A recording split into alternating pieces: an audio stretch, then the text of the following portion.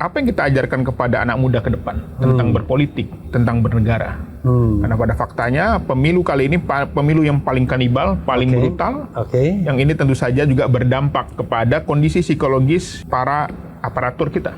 Bahwa bagi teman-teman relawan, ya, pendukung Amin, ya, jangan lupa kita masih punya kesempatan dan dukung dengan doa. Insya Allah.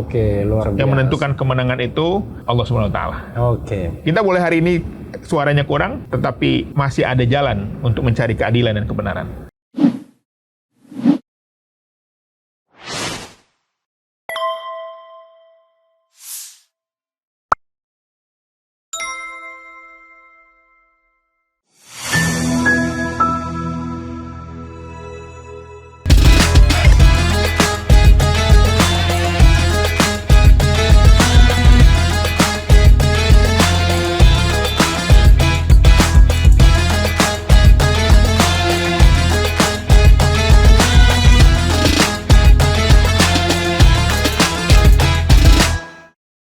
Assalamualaikum warahmatullahi wabarakatuh. Salam. Sobat era sekalian, jumpa lagi kita di channel yang keren ini. Keren cada. Assalamualaikum. Ya, sobat era sekalian, saya punya tamu yang luar biasa ya, young star ya. Jadi bintang muda ya. Kalau dalam dunia perpolitikan bintang muda. Kalau usia sudah bintang tua ya, tergantung. Kalau ikut Indonesian Idol udah bintang tua. Doktor atau PhD ya. Muhammad Iqbal. Nggak ada Ramadannya? Nggak ada. Assalamualaikum warahmatullahi wabarakatuh, bro. Salam, Bang. Sehat, Bang? Sehat ya. Jadi kalau kita naik kaki begini, artinya saya berbicara dengan orang yang levelnya ustadz. Lesehan ya. Lesehan, jadi tidak perlu tegang-tegang, walaupun kita tahu bahwa beliau ini juga politisi. Jadi politisi dari partai yang tahan beroposisi. Ya, satu-satunya sekarang. Satu-satunya. Dan sekarang jangan-jangan akan oposisi lagi untuk 5 tahun ke depan. Ya, kita nggak mau bilang begitu ya, karena pertandingan belum berakhir. Bro, saya ingin tanya pertama, karena Anda psikolog ya. Tapi kalau diklarifikasi dulu, beliau ini background awalnya UIN. Itu UIN, apa? Ilmu apa itu? Psikologi, Fakultas Psikologi. Fakultas Psikologi. S2, S3-nya University Kebangsaan Malaysia. Malaysia, betul. Psikologi juga. Psikologi juga. Jadi S1, S2, S3 psikologi. Iya. Makanya beliau ini pede banget ketika bicara dengan Kodari yang mengaku psikologi S1-nya doang, ya kan?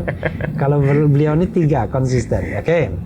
Karena Anda psikolog, saya tanya, jadi apa mood Anda hari ini, malam ini, ya? Ya, saya kira hari ini kita banyak bicara tentang, rame lagi isu tentang bunuh diri, tekanan ekonomi. Jadi sesungguhnya rakyat saat ini sedang susah. Hutang pinjol di mana-mana. Termasuk juga masalah keharmonisan rumah tangga. Termasuk juga masalah saat ini tentang integritas dan etika. Yang itu merisaukan kita selaku akademisi. Karena kita lihat apa yang kita ajarkan kepada anak muda ke depan tentang berpolitik, tentang bernegara. Karena pada faktanya pemilu kali ini pemilu yang paling kanibal, paling brutal, yang ini tentu saja juga berdampak kepada kondisi psikologis para aparatur kita. Ketika nanti mereka jadi pemimpin yang terpilih, mereka bicara para ASN-nya, walah bapak aja menang dengan cara begitu katanya. Jadi tidak memberikan contoh yang baik ya. Betul. Jadi sahabat era sekalian, kalau beliau langsung ngomong soal pemilu, wajar. Pertama, selain caleg dari PKS, juga jubir 01. Saya juga jubir. Sama. Cuma saya jubir yang beda sama beliau. Kalau beliau kan karena dia politisi, jubirnya di panggung depan. Kalau saya jubir di panggung belakang ya. Jadi sahabat era sekalian, saya tidak terjun ke partai politik, tapi sama-sama tim 01 ya. Gini, kita kan tentu tidak ngomong dong, wow, udah kalah. Dan saya sendiri tidak mau mengatakan kita sudah kalah. Karena kan proses masih berlangsung kan. Betul. Tetapi kalau Anda ya, ini kan untuk pendukung paslon lah. Ya. Anda sebagai psikolog, kira-kira apa yang mau Anda katakan kepada para relawan, pada para pendukung partai politik nanti kepada caleg yang gagal. Ya. BTW Anda tidak gagal, kurang suara. Kurang suara. Suara ya? Tinggi tapi ada yang lebih tinggi. Ya, jadi antum dapil mana? Jakarta 2, Jaksel, 2. Jakpus luar negeri. Jaksel, Jakpus luar negeri. Enggak masuk ke sini ya. Ini Jakbar nih. Ini Jakbar dapil 1 ya? Dapil 1. Dapil 1. Jadi beliau ini, tapi lawan partainya The Giant, Hidayat Nur Wahid. Masya Allah, guru kita itu. Ya, Anda tahu nggak? Hidayat Nur Wahid itu 2 dari 500 anggota DPR. Waktu itu 500 berapa? Betul. Saya lupa, 560 mungkin, atau 550 yang terpilih karena memenuhi dulu itu BPP. Bilangan pembagi pemilihan. Satunya Salih Yasid dari Riau. Tapi masuk penjara. Iya. Jadi yang genuine beliau ya.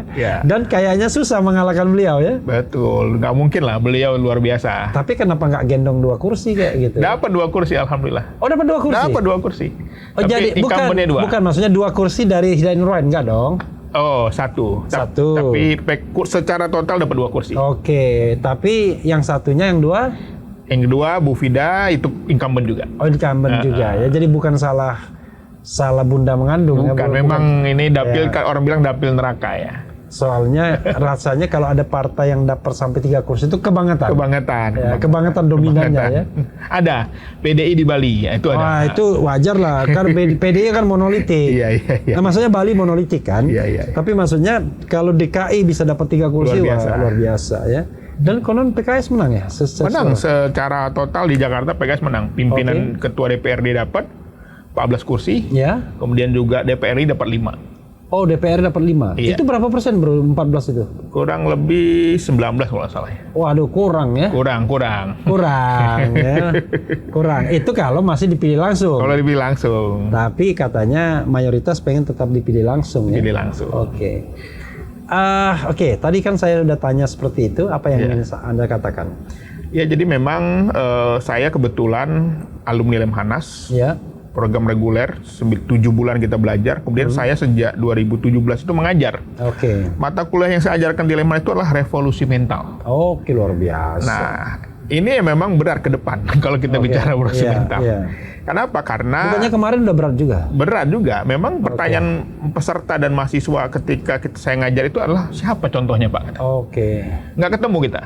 Termasuk kita ngajar kepemimpinan Pancasila. Para peserta nanya, Pak, ada nggak manusia yang bisa saya jadikan contoh? Tapi Anda masih mending masih diundang di Lemhanas. Saya udah nggak diundang lagi. Dulu saya pengajar Lemhanas juga. Iya. Sebelum pemilu masih diundang. Setelah pemilu nggak tahu kita. Silakan teruskan. Nah, jadi memang saya lebih banyak bicara tentang psikologi. Saya sambil goyang-goyang kaki nggak apa-apa, bro. Bicara tentang karakter ya, bicara tentang kepemimpinan. Karena memang saat ini ya orang mengatakan bahwa bangsa kita krisis kepemimpinan. Pak Prabowo bisa maju berkali-kali, bisa jadi karena memang susah mencari orang yang dianggap mau atau siap atau juga layak. Kalau itu sih saya bantah itu. Bisa jadi karena tadi bisa jadi orang menganggap bahwa ini harus ngantrinya panjang gitu loh. Itu kan ada presidensial threshold itu. Itu membuat salah satunya membuat kepemimpinan kita itu stuck. Termasuk kepala daerah nggak berani karena setiap orang yang maju kepala daerah selalu diikat kakinya. Ketika dia bertentangan atau dia ingin maju berlawanan dengan orang berkuasa, dicari kesalahannya.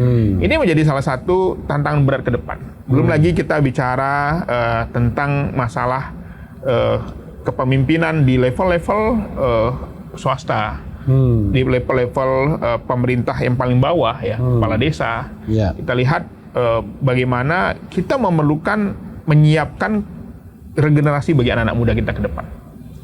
Bro, Anda ini psikolog bener. Bicara tentang anak muda masa depan. Enggak, saya tadi tanya. Apa yang ingin Anda katakan kepada para relawan, para pendukung paslon yang saat ini untuk sementara ya, for the time being menerima kenyataan bahwa suara kita kurang masih menurut real count kalau tidak. Apa yang Anda ingin katakan? Saya ingin katakan bahwa proses pemilu belum selesai.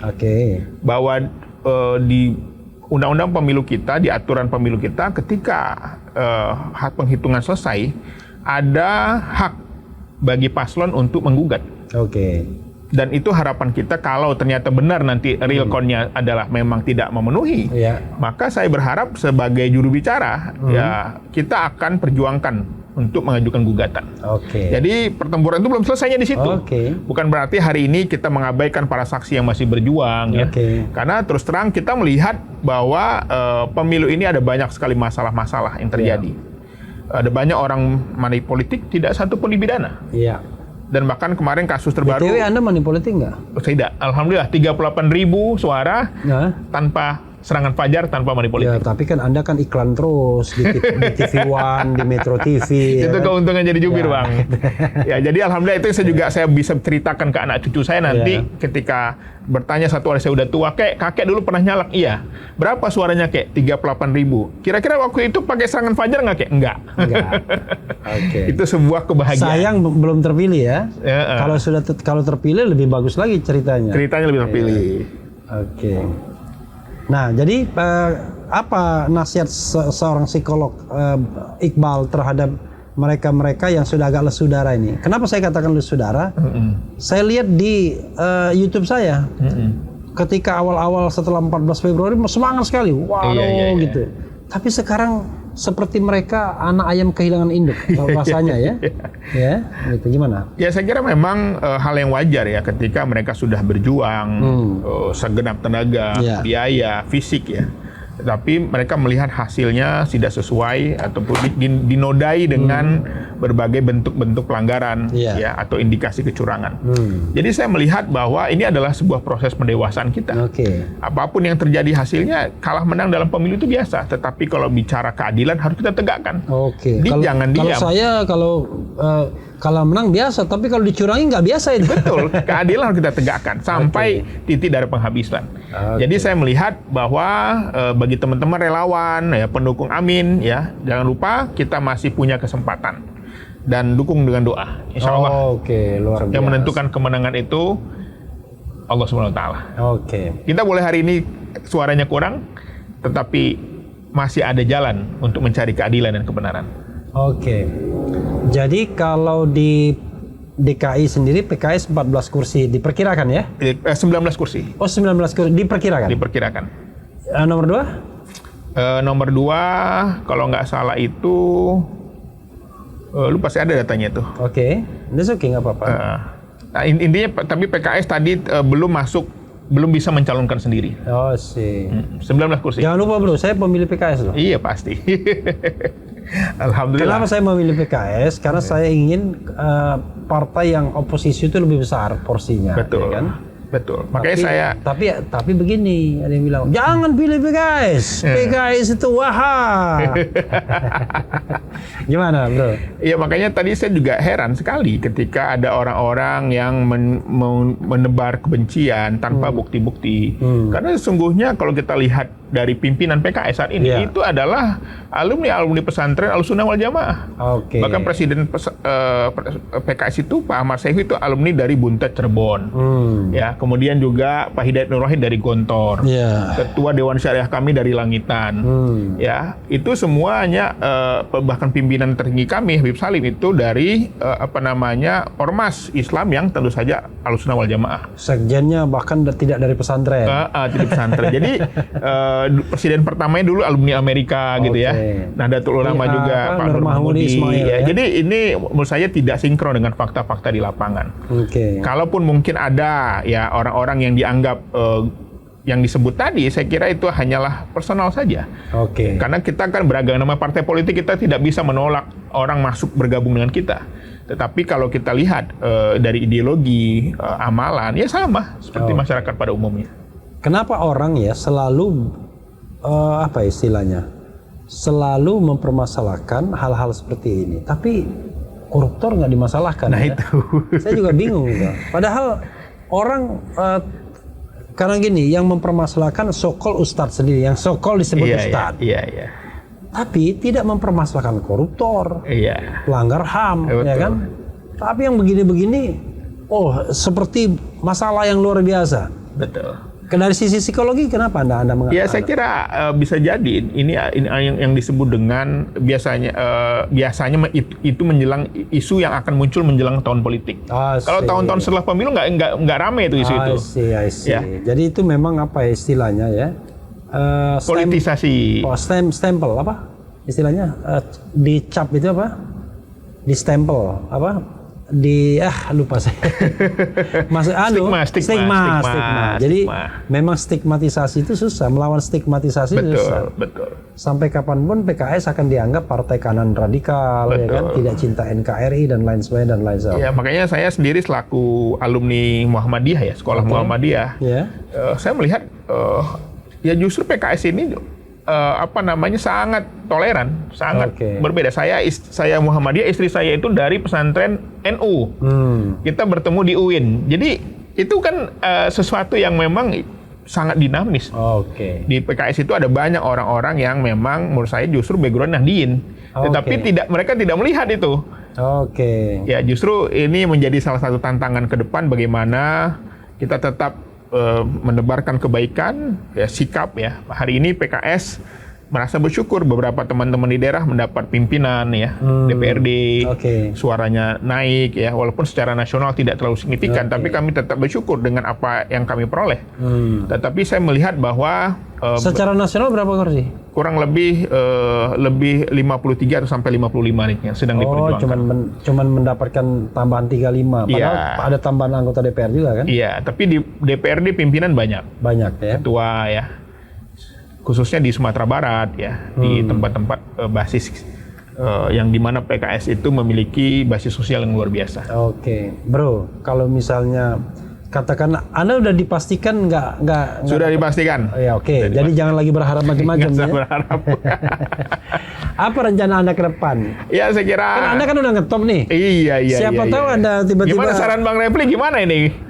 Siapa tahu Anda tertarik untuk bertarung menjadi calon wali kota atau calon bupati gitu. Iya. Tapi Anda dasar dari mana? Saya orang Minang. Dari Pariaman. Tapi lahirnya di Medan, tapi kita merantau. Kalau di Medan Anda harus minta restu Bobi Nasution. Pastikan dia tidak maju lagi. Pasti maju lagi, dia mau jadi gubernur dia katanya. Iya, tapi berarti tidak maju wali kota kan? Iya. Kalau Anda ke Padang, Padang kuat PKS-nya ya? Kuat. Gubernur kan orang PKS. Ketua DPRD sekarang PKS, ketua DPRD kota juga PKS. Yang akan nanti PKS juga? PKS, yang akan nanti PKS. Luar biasa. Karena itu politik sudah blood Anda ya, sudah darah Anda atau pengen lagi? Iya, saya belajar banyak dari guru saya Pak Hidayat Nur Wahid. Saya hampir 10 tahun jadi staf ahli beliau. Di DPR ya? Di DPR Jadi saya banyak membantu beliau dalam berbagai kegiatan, termasuk menyiapkan bahan, menjadi komunikator dengan para politisi lain, dengan tokoh-tokoh lain. Dan saya kira saya cukup tahu betul tentang bagaimana belajar langsung dari seorang guru yang luar biasa. Jadi saya kira makanya di PKS menarik itu, antara anggota dan staf ahlinya sama-sama maju.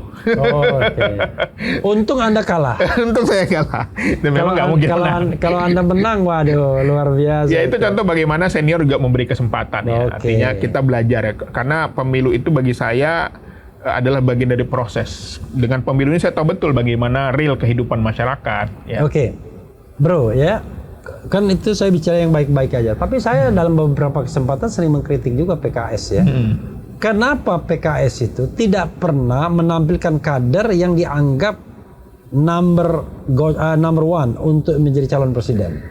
Coba kita evaluasi mulai dari tahun 1999 Partai Keadilan, kemudian 2004, 2009, 2014, nggak ada orang PKS yang dianggap bukan qualified ya, tapi cocok pantas jadi presiden. Ada sejak 2014 sebenarnya Pak Hidayat Nur itu masuk dalam radar ketika Pak SBY ya. Ya, tetapi kan Anda kan harus realistis. Jelas dia tidak masuk di inner circle itu kan. Ya, tapi sempat ada waktu itu wacananya mendampingi HNW, Pak SBY. Termasuk 2019 Dr. Salim juga kita coba sosialisasikan. Ya. Tapi memang lagi-lagi kita kembali kepada kursi. Karena kursi kita belum cukup. Sandi Uno nggak punya kursi. Bisa jadi wapres dia. Ya, waktu dia punya Gerindra waktu itu. Enggak dong. Gerindra. Dia keluar dia kan? Sebelumnya. Yang keluar baru Boris sebelum Gerindra. Ya. Walaupun dia sebenarnya kan tidak genuine ya sebenarnya. Iya. Ya, tapi memang tadi di PKS itu menariknya saya cukup bangga juga bergabung di partai di mana orang itu tidak mau berlomba-lomba untuk mengejar jabatan. Makanya kemarin banyak yang nanya juga, PKS, kan Demokrat masuk, PKS gimana? Banyak tawaran nggak? Kata. Ya saya kira tawaran ada, pertanyaan yang mau aja susah nyarinya gitu. Makanya kita lihat dalam beberapa ketika Pak SBY kali pun yang menjadi menteri itu ya bisa jadi kalangan profesional yang kita tunjuk, yang kita endorse gitu. Kalau Mardani masuk ya, Alesera? Masuk terpilih. Dia Jakarta berapa? Jakarta 1, Jakarta Timur. Jakarta 3 dong. Jakarta 3, 1. Oh, Jakarta. Jakbar tuh 3, ini 3. Jakbar 3. Jakbar 3. Oh, dia Jaktim ya? Iya. Berapa kursi sana? 2 kursi dapat juga? 2. Dan dia nomor 1? Nomor 1. Yang kedua Bu Anies Berwati, perempuan. Jadi, makanya Jakarta 1 2 kursi, Jakarta 2 2 kursi, Jakarta 3 1 kursi. Padang. Adang Dorojato. Oh, pantas ada di situ di depan rumah saya. Ada. Oh, Adang Dorojato dapat lagi ya? Iya. Bro, itu dapat tuh murni atau rata-rata?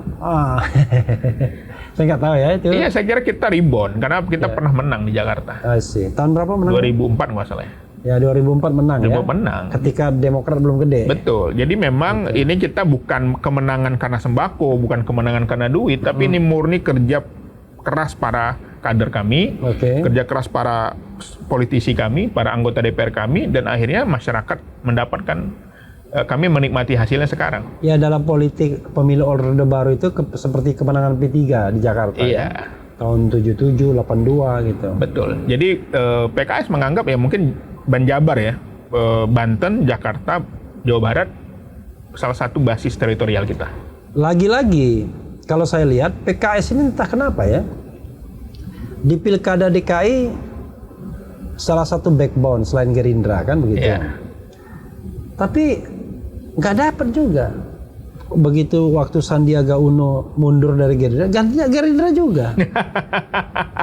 Itu baiknya PKS kali Bang ya.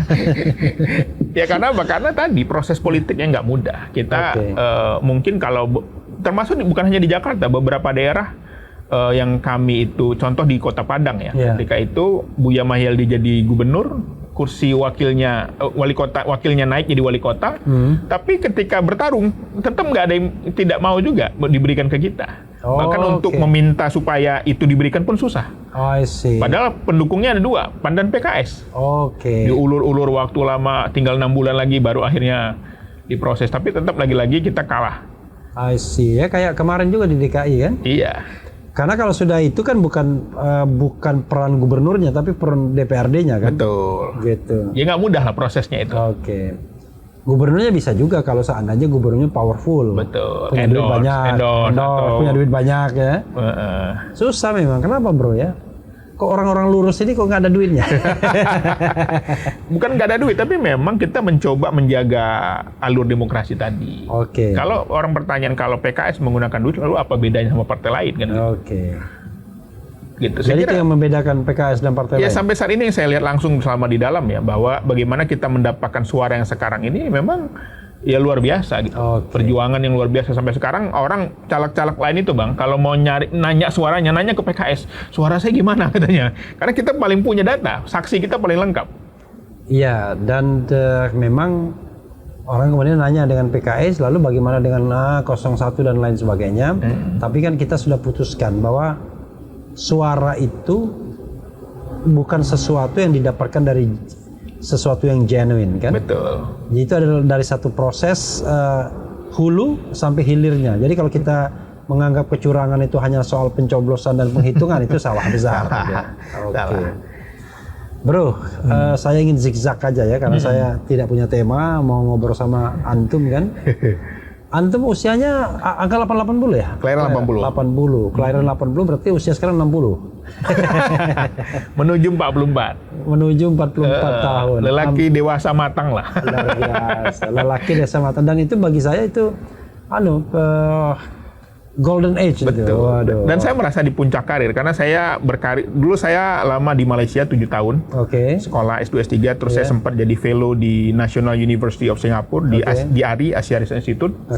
Pulang ke Indonesia saya jadi tenaga ahli di Bappenas. Bappenas, kemudian memulai karir di Paramadina awalnya sebagai dosen luar biasa lah ya. Terus dapat tawaran di Mercu Buana sebagai ketua prodi psikologi. Terus terpilih jadi dekan selama 5 tahun. Dan saya dapat tawaran menjadi rektor. Dulu namanya STI Swadaya. Lalu saya ditunjuk di situ, saya ubah sekarang jadi institut. Kita gabung. Jadi Anda sekarang rektor? Rektor. Institut Bisnis dan Komunikasi Swadaya. Penggabungan antara STI Swadaya dengan Sekolah Tinggi Ilmu Komunikasi. Jadi kita bergabung dan menjadi institut. Tetapi home base saya sekarang di Paramadina. Home base. Kembali ke Paramadina saya. Dengan jenjang lektor kepala, dan mendoanya juga insya Allah sedang proses untuk pengajuan guru besar. Jadi sobat era sekalian, itu yang membedakan Iqbal dengan Refli Harun. Refli Harun tidak menjabat apapun, ya kan? Jadi memang kalau kita jadi lawyer ini ya orang jalanan aja sesungguhnya. Sekarang lawyer dan YouTuber. YouTuber ya.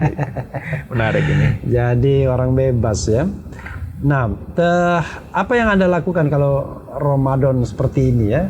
Saya tahu kan pasti Anda punya religiusitas, spiritualitas yang tinggi ya.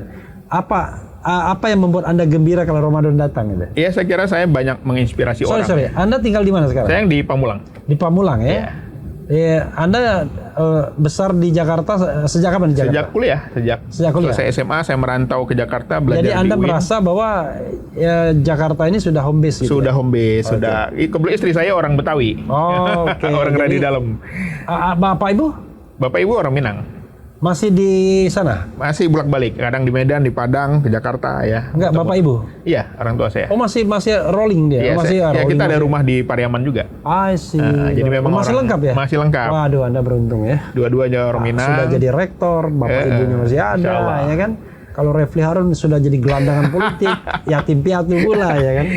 Jadi saya banyak menginspirasi. Jadi saya dari mengisi seminar ya, saya punya konten itu tentang parenting, Bang. Keluarga, kesehatan mental. Follower alhamdulillah lumayan ini, menuju 200.000 lah. Di Instagram. Instagram. Sekarang baru 171.000, menuju kayaknya sehari itu naiknya 1.000, 2.000 saya lihat. Karena konten-konten ceramah saya yang viral tentang keluarga. Basisnya Instagram ya? Instagram, pernikahan ya. Dari pagi pun saya udah nge-zoom ngisi acara di Kominfo, di berbagai lembaga, masjid juga ya. Jadi memang saya itu menginspirasi tentang keluarga banyak sebenarnya. Awalnya ya, tapi semenjak di politik ini orang lebih mengenal sebagai chef Iqbal katanya. Tukang goreng, tukang masak. Kenapa dibilang chef? Ya karena dalam perdebatan itu mereka mungkin melihat saya ini suka mengerjai lawan debat. Yang saya lakukan sebenarnya bukan mengerjai, tapi saya hanya membacakan rekam jejak digital saja. Karena saya aneh juga orang-orang yang pernah menjelekan orang ini kok tiba-tiba sekarang menjilat-jilat gitu loh. Jadi kita maksudnya ngono yang ngono tapi ojo ngono gitu. Harusnya dia kalau dia mau ingin memuji-muji yang sekarang, dia ralat dulu lah. Hinaannya, perkataannya. Atau jangan switch 180 derajat mulai dari benci banget kemudian menghina banget. Makanya seandainya suatu hari pun PKS akhirnya misalnya berdamai dengan situasi yang sekarang ya kan, saya mungkin saya jadi orang belakang layar aja. Karena apa? Karena nggak bisa sebagai seorang yang punya prinsip, punya karakter, tiba-tiba mengatakan Anda menangkap sinyalemen bahwa PKS mau berdamai. Ya, dalam politik segala macam bisa terjadi. Ya, jadi sekarang kita sangat. Nanti dia bilang, kan dulu PKS dukung gue. Kalau saya pribadi ya, sama Pak Prabowo nggak ada masalah. Karena kita kan dulu mendukung Pak Prabowo 2 periode. Dan saya juru bicara Pak Prabowo dulu. Cuman kita melihat ada yang lebih baik. Bukan karena dia buruk, ada yang lebih baik. Lebih baik. Kemudian juga dia udah buruk sih sebenarnya. Ada proses-proses yang tidak sesuai dengan aturan. Jadi secara politik PKS di dalam pemilu kali ini sebenarnya adalah konsisten. Paling konsisten lah. Abang boleh cek ya. Kita sendiri sekarang. Makanya saya pilih PKS, ya kan? Kalau saya katakan PKS itu bukan mu'alaf dalam hal oposisi. Saya kan selalu mencari yang oposisi ya, atau katakanlah mencari hal yang baik lah ya. Makanya saya katakan Anies itu bukan terbaik, tapi dia lebih baik dibandingkan dua calon lainnya. Betul. Jadi in comparative perspektif kan, bukan kita gebiah uya, wah dia nggak ada, karena nggak ada malaikat dalam politik. Betul. Ya. Makanya saya banyak mengkritik para politisi yang rela menjilat ludahnya sendiri, rela merendahkan harga dirinya demi kekuasaan itu. Seharusnya orang-orang yang pernah menghina, merendahkan itu nggak usah muncul harusnya. Dia di belakang layar aja. Nanti kalau udah. Tapi ada tapinya, bro. Justru itulah yang namanya politisi segala musim itu ya. Jadi ada politisi dengan idealisme tertentu, ada politisi segala musim. Betul. Kalau politisi segala musim ya siapapun misalnya penguasanya A dia akan bilang A, penguasanya B bilang atau B. mending dia ralat dulu lah. Mohon maaf Pak Prabowo, Pak Jokowi. Kalau dia ralat dia bukan politisi segala musim. Kita mengukur ya kan politisi itu dengan diri kita. Betul. Ya kan? Kalau dia nggak ada urusan dengan nilai kan, ada juga Machiavelli kan ada juga kan, ya kan? Ada jadi saya melihat memang ya sekarang pengalaman kita dalam berpolitik bahwa kita merasakan betul bahwa sebenarnya apa sih yang mereka cari ini gitu loh. Hanya dengan dapat jabatan, contoh jadi staf khusus atau jadi komisaris, mereka rela gitu loh untuk meninggalkan idealisme. Untungnya kita punya pekerjaan gitu loh, sehingga kita tidak mudah lah menjual harga diri kita ini. Dan saya catat, yang saya pahami betul bahwa ya pengalaman pribadi saya sebagai orang yang pulang ke Indonesia setelah meninggalkan 7 tahun ya, memulai karir dari nol gitu, mencari ya, lalu kita dapat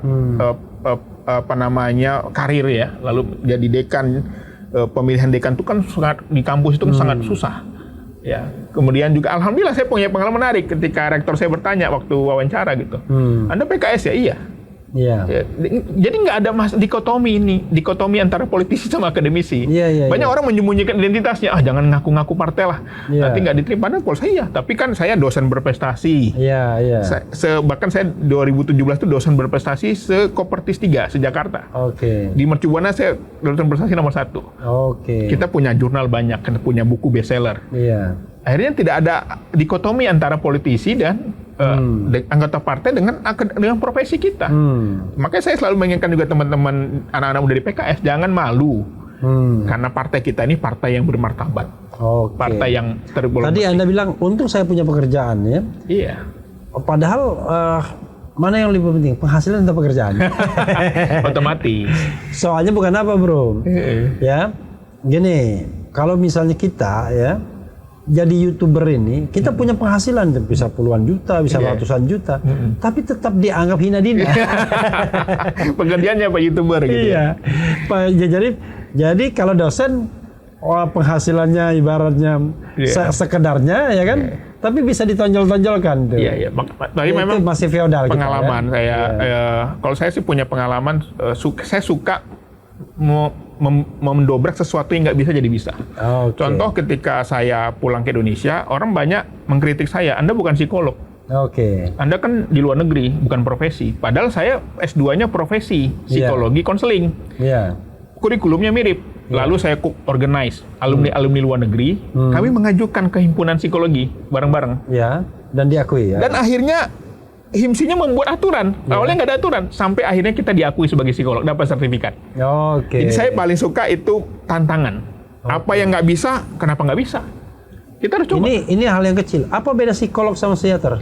Beda. Kalau psikiater dari dokter umum. Dokter umum ambil spesialis. Tapi kalau psikolog dari sarjana psikologi, lalu mengambil profesi. S2 profesi. Itu bedanya ya, psikolog sama psikiater. Jadi saya ngumpulin teman-teman yang bareng-bareng, ngumpulin bukti-bukti bahwa kita ada bukti magang, praktek selama 600 jam. Itu lengkap semuanya. Saya tanya, kalau orang gila ke psikolog atau psikiater? Itu psikiater. Karena dia harus minum obat. Kalau psikolog tidak memberi obat. Hanya konseling ya? Betul. Nah itu contoh-contoh. Anda praktek? Praktek. Praktek. Ya, tetapi saya sebagai konselor keluarga, lebih dikenalnya sebagai konselor keluarga. Karena psikolog lebih diidentikan dengan asesmen sebenarnya. Pemeriksaan ya. Kalau saya tidak terlalu suka dengan bidang itu, saya lebih suka kepada advice ya. Perceraian, itu paling banyak saya. Makanya saya paling banyak itu menerima kasus tentang perselingkuhan, perceraian ya. Makanya saya lagi buat buku. Jadi mereka itu apa konsultasikan? Bagaimana agar tidak ketahuan? Nanti gimana? Bukan, yang paling marah saya itu adalah udah dia berbuat, kita disuruh nenangin istrinya. Makanya saya buat buku lagi launching judulnya Kitab Anti Selingkuh. Luar biasa. Karena itu lagi ramai sekarang. Jadi ya. Dia berbuat, kita suruh tanggung jawab. Jadi memang saya melihat positioning di Indonesia ini kayaknya masalah keluarga ini masih belum banyak yang pakar. Mereka lebih sibuk ke klinis, ke isu industri, pendidikan. Tapi family ini lemah saya lihat. Nah, saya dan istri mengambil posisi itu. Kok saya dan istri? Ya, istri juga sama? Sarjana psikologi. Makanya kami sebagai konselor pernikahan, konselor keluarga, ya mendamaikan orang berkonflik, itu sering. Jadi kalau kalian sendiri yang ribut tuh nggak ada lagi role model jadi. Makanya alhamdulillah berkat kita sering menerima klien, kita jadi harmonis. Jangan sesuai kayak klien kita nih. Tetapi bahkan kami sampai mendamaikan orang yang berkonflik waris. Iya. Itu dalam satu kantor kalian? Iya. Rumah konseling namanya. Rumah konseling. Jadi bayarannya masuk istri atau masuk suami? Itu ada timnya, ada adminnya. Ada adminnya. Kita terima gaji aja ya. Jadi terima gaji istri, gaji suami. Tapi justru banyak dapat uangnya itu bukan dari konselingnya, tapi dari undangan seminar. Karena konseling itu kita capek mendengarkan orang berjam-jam. Tapi tadi kita harus menjaga etikanya. Dan biasanya kan kalau konseling kan kalau Anda katakanlah masih muda, masih ganteng begini, tiba-tiba yang konseling itu jatuh cinta. Makanya kalau saya sekarang sejak awal pulang dari Singapura itu saya mempraktekkan konseling online. Banyak mungkin orang teman-teman seprofesi yang nggak efektif tuh. Saya buat riset, efektif ternyata konseling online. Bahkan klien kami dari Amerika, dari Australia, dari Arab Saudi. Konseling online itu berarti Zoom. Zoom. By Zoom. By Zoom. Itu lebih efektif ya. Lebih efektif. Bahkan banyak dari diaspora Indonesia di luar negeri menggunakan jasa kami. Tapi memang yang paling berat dari seorang konselor itu adalah menjaga kerahasiaan. Ya, kadang-kadang mereka public figure, mereka tokoh ya. Itu yang paling berat. Atau yang dilaporkan oleh istrinya, ya dia nggak tahu bawa istrinya ke kita. Tetapi dia ini misalnya sering aktif di masyarakat. Nah, kita juga harus menahan diri juga kan. Padahal kalau dalam ceramah antum kan bisa sebagai contoh bisa. Iya, sebagai contoh kan kita nggak menyebut nama, hanya dan banyak kasus yang sama mirip. Seperti dokter mempraktekkan penyakit MAH itu ada sama. Ada seperti kita bilang misalnya, yaitu pemilu itu curang itu ya karena diorkestrasi oleh presiden. Kan kita nggak nyebut Jokowi kan? Iya, ada di negara lain juga prakteknya begitu. Diprakteknya lain. Yang curang itu kan Jokowi, tapi kita nggak nyebut presiden. Itu praktek di negara lain misalnya. Di negara lain. Pemilu contoh di Suriname. Betul. Jadi ke depan apa yang ingin Anda cita-citakan? Jadi gini, saya pakai trivia. Politik, psikolog. Politisi, psikolog. Saya kira tidak ada dikotomi. Dua-duanya. Politisi itu memerlukan psikolog. Contohnya sekarang. Tapi saya bisa menjawab. Berarti Anda akan menitir karir politik. Dan bisa jadi. Psikolog itu sebagai backbone Anda, ya kan? Itu kesimpulan saya. Bisa jadi. Karena saya merasa di kampus sudah selesai ya, sudah cukup.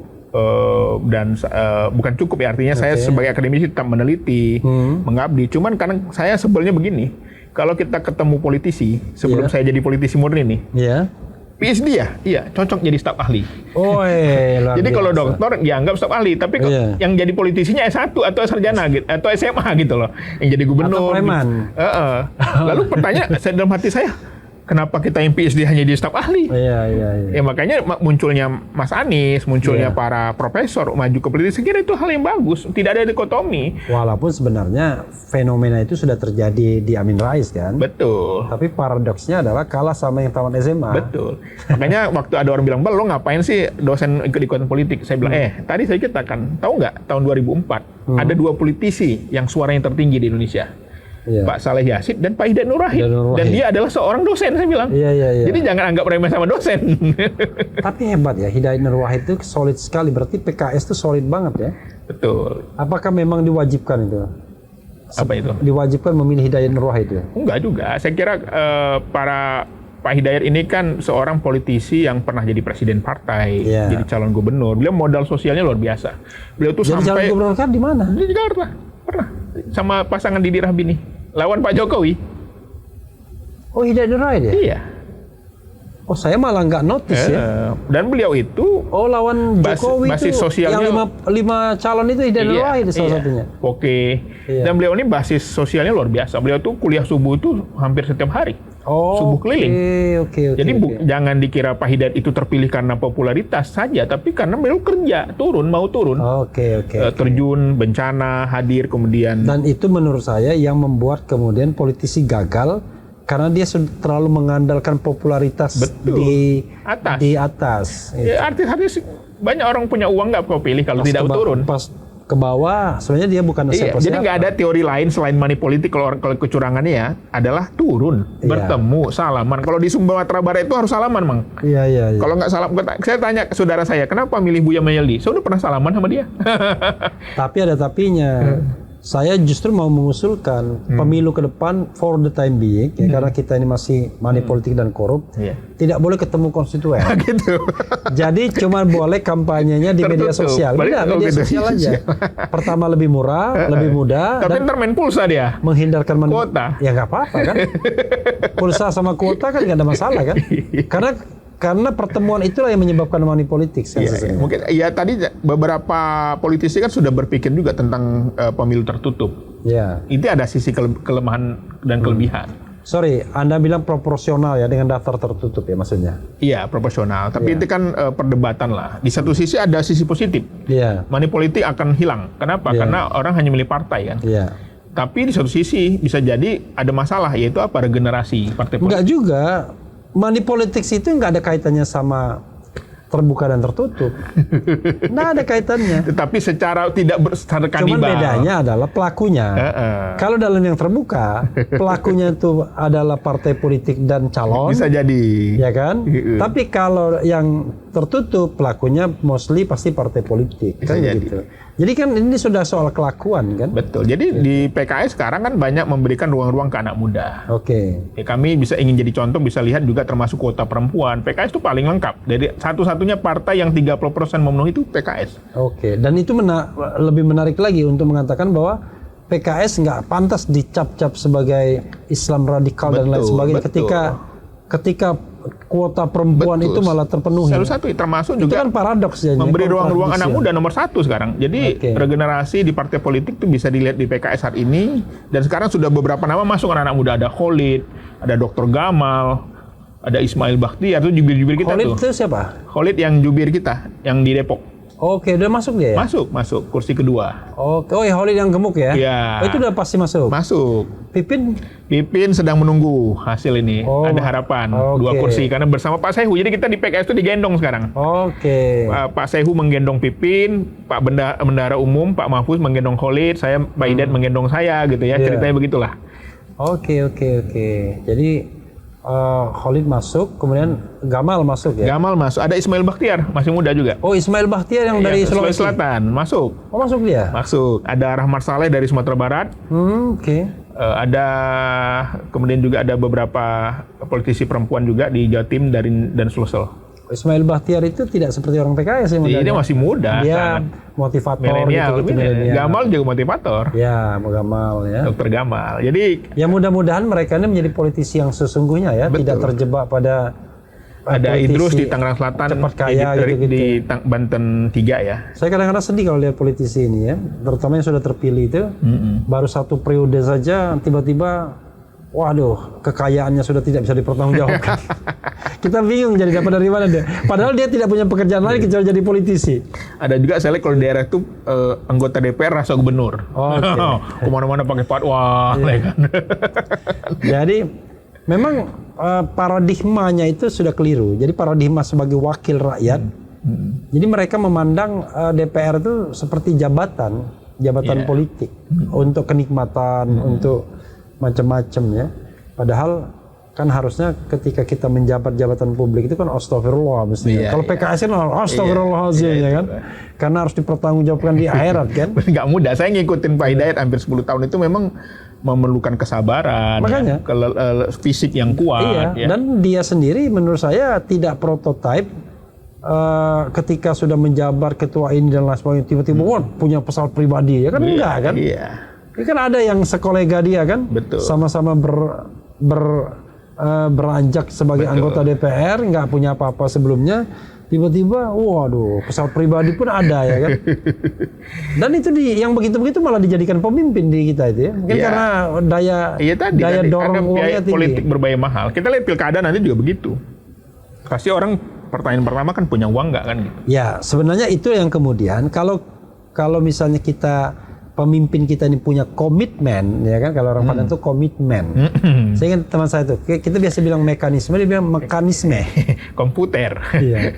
Kalau dia punya komitmen, ya kan, maka sesungguhnya kan mudah membuat sesuatu itu tidak money politics. Yeah. Tidak hanya orang kaya saja. Gimana caranya? Satu, buang threshold, ya kan? Kalau threshold dibuang, saya kira itu sudah terbuka kompetisi politik, mulai kan? Betul. Oke, yang kedua, tadi yang saya bilang, larang kampanye yang bertemu langsung. Susah, nggak mungkin itu. Enggak semua orang punya media sosial. Bukan. Kalau media sosial boleh, yang bertemu langsung itu nggak boleh. Jadi justru kampanye itu melalui media saja, jadi televisi, radio, dan media sosial. Artinya, kenapa kita lakukan itu? Kita kan mengambil yang mudarat dan manfaat.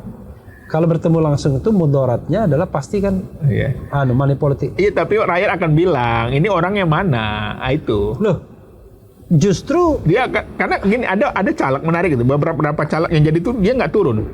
Kenapa saya bilang nggak turun? Ya karena kalau saya turun katanya orang nggak jadi milih saya katanya. Karena fisiknya, karena kelihatan masih muda, terlalu muda gitu, atau mungkin kan banyak orang pakai foto-foto kan yang bikin AI, wajahnya terlalu mulus, gitu kan? Kita bicara teori mudarat dan manfaat. Kenapa? Kalau semua harus turun, maka tidak ada politisi yang sederhana hidupnya. Karena butuh uang semua. Saya tanya, misalnya antum punya teman tidak money politik, tapi berapa habisnya? 2 miliar juga minimal. Antum juga pasti miliaran. Iya, hampir. Iya kan? Artinya itu kan meaning. Iya. Kalau begitu nggak ada orang yang nggak mampu yang bisa jadi politisi. Betul. Tapi kalau dia misalnya bisa media sosial saja kompetisinya, maka paling tidak kita bisa mendapatkan orang-orang yang ya gimana lah ya kan, karena tidak money politics pun itu 1 miliar 2 miliar tuh minimal habis sudah pasti. Ya makanya banyak cara sebenarnya yang dipraktekkan di PKS kan sebenarnya kenapa para ustadz ini banyak pendukung, karena basis sosial sebenarnya. Khutbah Jumat bisa, ceramah bisa. This is the point. Jadi kalau misalnya orang kan gini, orang di media sosial itu kan pasti dia sudah jalan juga ke daerah-daerah. Iya. Khusus kampanye, khusus masa kampanye tidak boleh.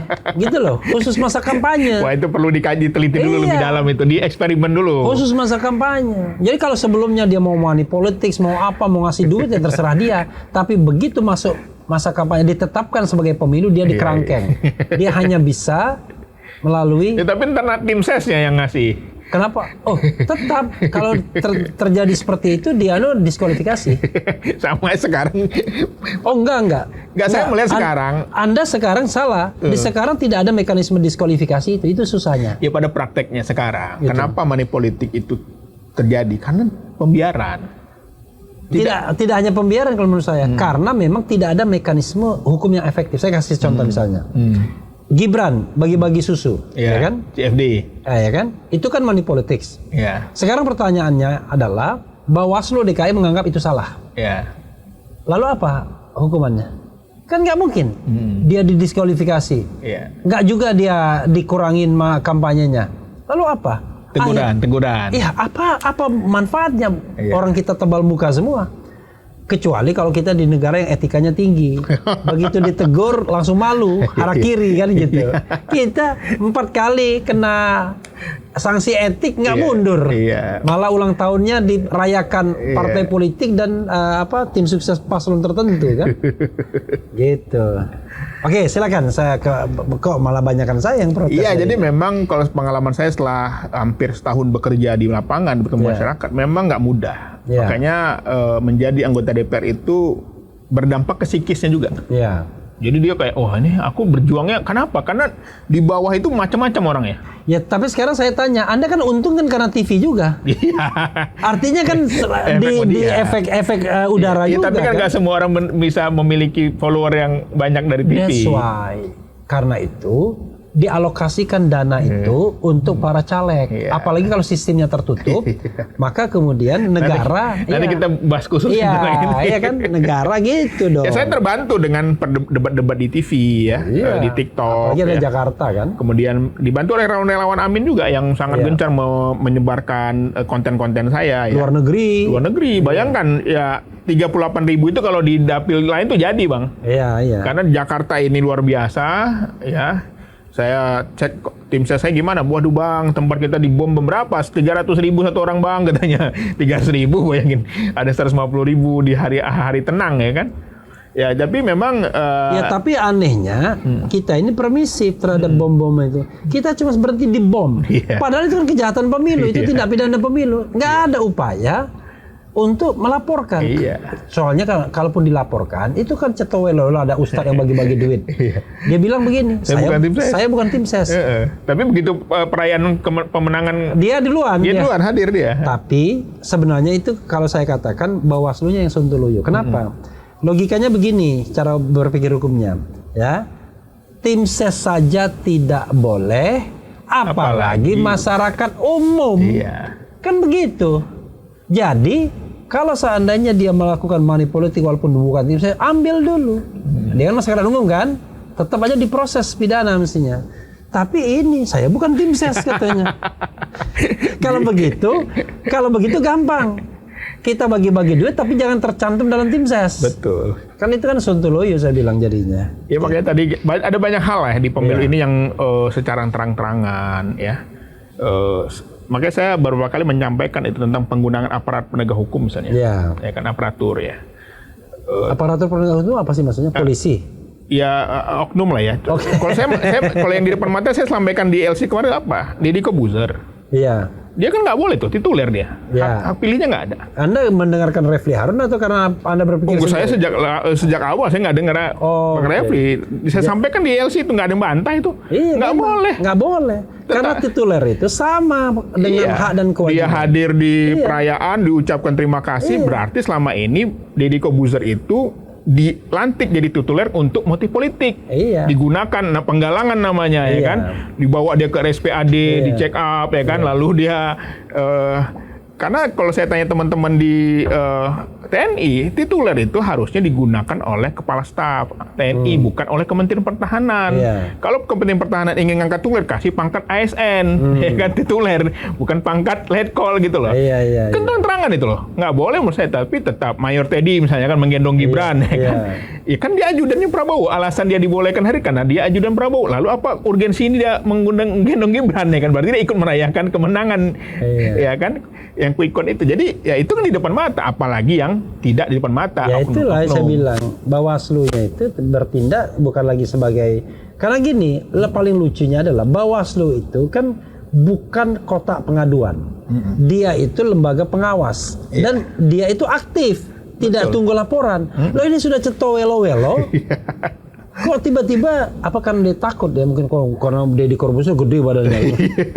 Dan juga medianya nggak ada yang pada ngangkat itu. Kita udah berapa kali mencolek itu. Karena kita nih bukan benci sama personal. Menegakkan aturan. Nggak boleh gitu loh. Menegakkan aturan. Kan? Kadang-kadang gini ya, ini sorry nih kalau Deddy Corbuzier nonton ya, itu kita no hard feeling. Jadi siapapun yang menyalahgunakan jabatan, ya itu harus jelas. Jadi kan kalau kita misalnya diangkat sebagai letkol tituler, itu kan sesungguhnya kewajibannya sama. Ya haknya saja dikurangin sedikit ya. Jadi dia tidak dapat hak sepenuhnya. Tetapi kewajibannya sama. Dia seperti TNI aktif. Berlaku netralitas. Tidak punya hak pilih. Apalagi dia nggak boleh mendukung. Tetapi gitu. Dia ya netralitas lah. Dan itu netral, itu makanya saya bilang itu di depan mata lah. Makanya. Apalagi yang di bawah. Ya itulah saya bilang ya tadi Car Free Day gitu. Yang paling lucunya Zulkifli Hasan. dihukum agar tidak mengulangi perbuatannya. Apa gunanya? Pencoblosannya sudah berakhir, ya kan? Nah, saya katakan ada inefektivitas dalam hal penegakan hukum pemilu. Jadi payah. Karena itu orang akan melakukan money politics terus-menerus. Sekarang gini, saya suruh orang melakukan money politics. Yang ditangkap itu kan yang bagi. Betul. Dan tidak akan nyampe sampai yang nyuruh siapa. Betul. Jadi akhirnya apa? Anda melakukan money politik di seluruh Indonesia, Anda aman-aman aja. Aman-aman. Karena sama-sama semuanya main. Iya, Anda aman-aman dan tinggal omon-omon, ya kan? Allahu Akbar, ya kan? Aduh. Makanya tadi saya alhamdulillah bersyukur dari PKS ya diberi kesempatan bertarung di dapil yang cukup favorit ya. Nggak semua orang bisa dapil 2 ini. Dapil para public figure lah ya. Oke. Dan saya bisa dapat angka 38.000 itu luar biasa. Oke. Luar biasa. Ya terima kasih lah dengan TV One. Terima kasih teman-teman media ya kan. Mas Hinton aja 40 ribuan. Oke. Iya kan? Mas Hinton nggak masuk ya? Nggak masuk juga. Oh ya, Mas Hinton dia dapil yang sama. Dapil sama. Mas Hinton, Once Mekel, Enrico kalah Eriko sama Once Mekel. Ya, tapi itu ada cerita-cerita di layarnya. Oke lah, tapi itu kita nggak. Ya, jadi artinya saya sih merasa bersyukur bisa dapat angka yang hampir sama dengan politisi yang sudah kawakan ya. Nggak mudah. Makanya saya walaupun tidak terpilih, saya kepala tegak. Oke, terakhir bro ya. Hak angket terakhir ya. Iya. Saya kan belum mendengar ya PKS firm mengatakan mendukung hak angket kecuali sudah tanda tangan, sudah ada. Udah ada. Udah ada. Berapa orang tanda tangan? Kemarin. Satu orang itu perwakilan. Ada kemarin beberapa orang yang sudah tanda tangan di paripurna dan gitu kan syaratnya cukup 25 orang, 2 fraksi. Ya, tapi belum diajukan sampai sekarang. Iya, semua dari proses. Lah kita kan ini kan partai yang fraksi yang tidak mayoritas ya. Kita menunggulah yang pimpinan DPR kan nanti mengundang teman-teman PDI di sini. PDI waduh, ini pucu-pucu ya kan? Iya, hari ini saya baca Mega katanya sudah menyetujui hak angket. Besok saya baca Mega nggak mau buru-buru. Iya. Karena omongan Mega itu bukan Mega sendiri yang mengeluarkan, tapi ditafsirkan oleh orang yang bertemu Mega. Iya. Atau orang yang merasa dekat Mega. Iya makanya lah, ini kan kalau proses ini kan menurut saya adalah bagian dari perjuangan kan. Kalau Adian kan bilang PDI itu jangan dianggap remeh, ya kan ini partai yang sudah pernah mengalami proses panjang. Tapi tinggal tunggu bukti aja gitu loh. Iya. Adian masuk? Nggak tahu kayaknya masuk kayaknya. Nggak tahu, saya nggak ngikutin ya. Oke. Tapi ini saya secara pribadi menikmati sekali proses pemilu ini luar biasa. Walaupun duit banyak habis ya. Alhamdulillah banyak disupport partai juga. Kita juga bangga ya bahwa PKS. Tapi itu kalau mau jujur, uang pribadi ada ratusan juta habis pasti ya. Ada. Miliaran nggak nyampe. Nggak nyampe. Oke. Ya ini karena lurus jalannya. Coba bayangkan yang kalau orang yang kemudian andalannya cuma sekedar money politics. Terkenal tidak, di media nggak pernah, diundang televisi juga nggak pernah. Dan akhirnya pengen jadi anggota DPR. Betul. Ya karena duit banyak. Ya money politics lah. Sebenarnya banyak juga orang masuk TV tapi tidak berefek ke suara karena tidak berhasil menyuarakan aspirasi. Saya tanya kalau komen-komen di media sosial kenapa saya banyak orang milih itu karena mereka menganggap saya ini mewakili perasaan mereka. Karena Anda kan psikolog soalnya. Mewakili perasaan mereka itu aja. Bro, sebenarnya saya tuh ya agak mau sombong sedikit sebenarnya. Tapi rupanya Tuhan nggak boleh menyuruh saya sombong. Saya mau testing the water. Kemarin itu saya mau nyalek DPD, tapi DKI. Ya kan? Saya mau mengandalkan keren jadas ya kan? Rupanya saya lalai. Ternyata terakhir pendaftarannya itu berkasnya itu akhir 2022. Tewaslah saya. Begitu saya di Makassar, selamat datang calon senator. Bilang teman saya, "Bang, itu kok ada pendaftar?" Allahu Akbar saya bilang. Rupanya memang tidak direstui ya. Ya perlu dicoba Bang, karena apa? Supaya kita ini bisa melihat langsung lah gimana. Saya tuh kalau saya jujur, saya pengen coba itu. Kenapa saya mau coba DPD? Bukan karena saya lihat DPD itu powerful. Saya cuma pengen gimana sih rasanya berpemilu itu. Iya betul. Kan gitu, saya tuh pulang sehari bisa 10 titik. Pagi dari subuh ya kan, mulai dari pengajian subuh, mulai dari senam bersama. Itu proses. Tapi lagi-lagi siapa yang punya basis sosial dia lebih mudah. Iya, memang sebenarnya. Sudah punya basis sosial, terkenal pula. Betul. Apakah Abang punya follower 3 juta subscriber? Kalau DPD, iya tadi saya mau mengandalkan itu bisa nggak? Belum tentu jadi suara kalau nggak ketemu juga. Iya, memang. Tetapi kenapa saya DPD? Karena kalau DPD itu saya ingat pengalaman Pak Jimli. Iya. Ya kan? Jadi Jimli As-Sidiki dengan itu dia nggak mungkin lah dia ngewer-ngewer kemana-mana kan nomor 1 loh dia. Iya. Gitu. Jadi tapi Pak Jimli, nah saya tanya Pak Jimli nyalon nggak? Enggak. Nah, saya pengen nyalon kan. Saya mau ambil rebut suara Pak Jimli kan. Tapi rupanya Tuhan tidak. Tapi banyak anggota DPD menariknya setelah dapat suara jutaan misalnya. Tapi begitu nyalon DPR nggak jadi. Iya jadi. Kenapa? Karena basisnya beda, Bos. Beda. DPD orang tidak terlalu. Sama seperti calon gubernur, begitu nyalon DPR nggak terpilih. Beda. Ada yang nggak kepilih. Iya beda. Karena kalau waktu jadi calon gubernur kan dia head to head. Iya. Tapi begitu dia jadi ke itu, wah dia jadi rimba yang nggak karu-karuan. Oke. Ya, sahabat daerah sekalian, nggak terasa ya. Closing statement, bro. Ya, saya kira kepada para pendengar YouTube Bang Refli Harun, stay tune terus di channel ini karena ini channel yang mencerdaskan, menginspirasi. Yang kedua adalah bulan Ramadan inilah tempat kita, ruang-ruang kita untuk menegakkan keadilan. Bukan justru kita melemah, tapi kita harus tetap bersuara. Kita harus menyuarakan ya sesuatu yang kita tahu, dan itu tentu saja nilai-nilai yang bisa menjaga demokrasi di negeri ini. Dan yang terakhir adalah jaga kesehatan mental kita. Tetaplah kita merawat diri kita, menyalurkan hobi kita, dan sering-seringlah berkumpul, bercerita, dan tersenyum untuk menikmati keindahan alam ini. Oke, sobat daerah sekalian, itu dari Muhammad Iqbal PhD ya. PhD sama dokter tuh agak beda. Yang satu dalam negeri, yang satunya luar negeri. Dan mudah-mudahan ini perbincangan yang bermanfaat ya. Banyak yang kita bisa ambil hikmahnya.